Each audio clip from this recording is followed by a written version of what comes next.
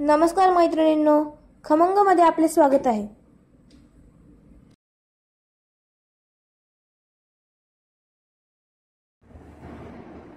नमस्कार। मी आज नाचणीचं पीठ पापडासाठी पीठ जे कसं तयार करायचं ते दाखवणार आहे। त्यासाठी मी ही नाचणी 1 किलो घेतलेली आहे। ती स्वच्छ करून चाळून नीट करून घेतलेली आहे। तरी पण कुठे खडा राहिला ते कसं काढायचं ते आपण पाहू। आता मी ही 10 तासासाठी नाचणी भिजायला घातलेली आहे। आता आपली ही नाचणी 10 तास भिजलेली आहे। तर आता आपण बांधून घेणार आहोत मोड आणण्यासाठी। त्यामुळे प्रथम आपण आधी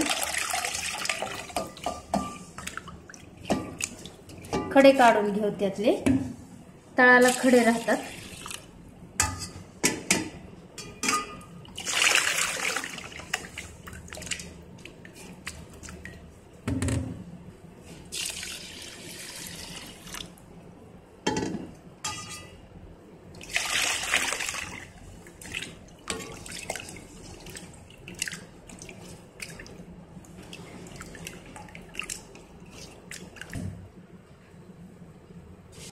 हे आता आपण नाचणी रोळून घेतलेली आहे। हे पहा तळाला कसे खडे राहिले, रेती असे छोटे छोटे खडे राहिलेले आहेत। तर अशा पद्धतीने आपण नाचणी रोळून घ्यायची, म्हणजे खडे खाली राहतात।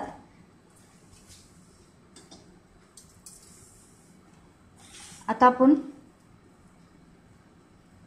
कापडामध्ये बांधून ठेवणार आहोत मोड आणण्यासाठी।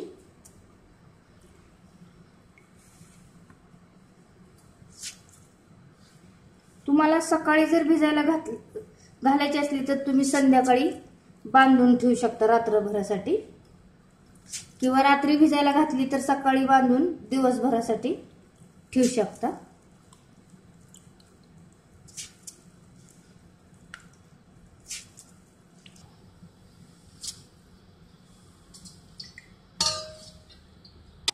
आता आपण हे बांधून ठेवणार आहोत। साधारण मी आता रात्रीचे 11 वाजता बांधून ठेवते। उद्या मी सकाळी 11 वाजता काढणार आहे आणि सावलीला सुकवणार आहे।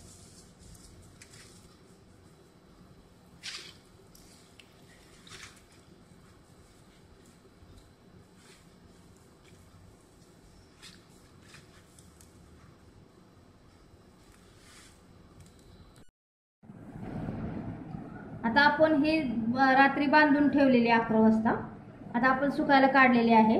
हे पहा कसे मोड आलेले आहेत नाचणीला। तर आता आपण हे दिवसभर सावलीला सुकवून घेणार आहोत आणि संध्याकाळी गिरणीमधून दळून आणणार आणि वस्त्रगाळ करणार आहोत।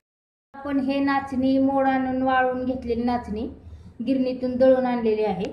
तर मी आता हे पातेल्यात असं कापडाने बांधून घेतलेलं आहे। एक पातळ कापड आहे मलमल। तर आता आपण यावर पीठ टाकून चाळून घेऊ, म्हणजे खाली सत्व राहतं ते।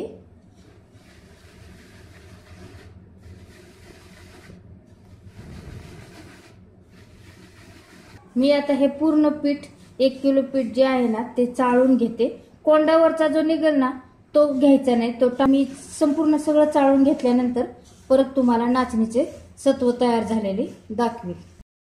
आता हे आपलं नाचणीचं सत्व तयार झालेलं आहे। हे पहा वस्त्रगाळ करून घेतलेलं आहे।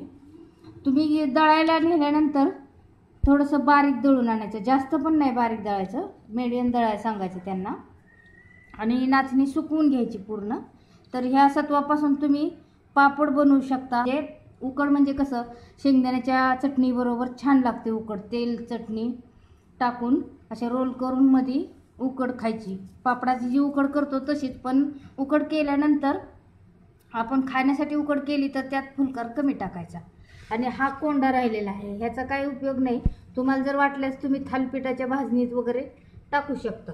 तर हे आपले नाचणीचे सत्व तयार झालेलं आहे। ह्याचा आंबील सुद्धा तुम्ही करू शकता।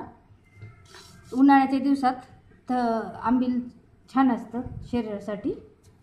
तर हे आपलं सत्व तयार झालेलं आहे। जर ही रेसिपी तुम्हाला आवडली असल्यास तर मनापासून लाईक करा, शेअर करा आणि माझ्या चॅनलला सबस्क्राईब करा। धन्यवाद।